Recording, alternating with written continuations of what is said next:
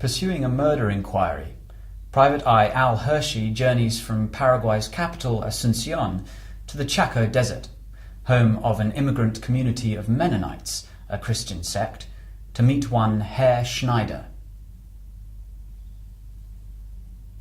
Well before 7, armed with water bottle, cheese, smoked meat and hunks of chipa, a kind of yucca bread, he was back at the depot and had located the forlorn and sagging bus.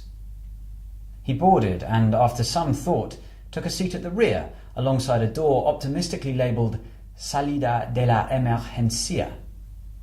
According to Al's brief experience of Paraguay in what seemed the likely event of an accident, this would either fly open or jam solid, but he still felt better having it accessible. At 7:45, the driver showed up, opened the hood, and began fiddling with the engine.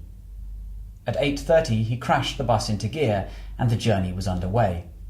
As the bus entered Avenida Villa Hayez, a black Land Cruiser slipped into the early morning traffic and took station a few hundred yards behind. Al settled as comfortably as the seat and the bus suspension allowed, and read again the tourist leaflet provided by the hotel.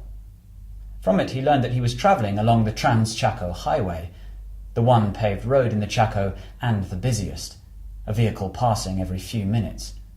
Moreover, his destination was a region the size of France with a population of only 60,000.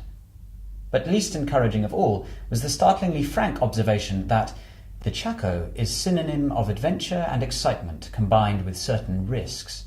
Persons not attracted by adventure will dislike the Chaco, and they would better desist from a visit. He disliked the Chaco already.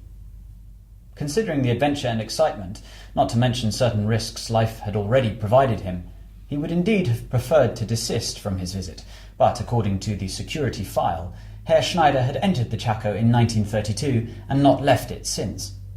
Al sighed, shuffled deeper into his seat, and thought of home. It turned out to be the most tedious journey of his civilian life. There was a brief flurry of excitement caused by Boris, a gross, pink-skinned, pig-like creature with foul breath and 6-inch tusks, which had been asleep when its wicker cage was manhandled aboard at an unscheduled stop an hour out of Asunción. Al had christened the pig Boris because its fiercely whiskered red face reminded him of a drunken and violent Russian husband in a divorce case he'd unwisely taken on soon after hanging out his shingle.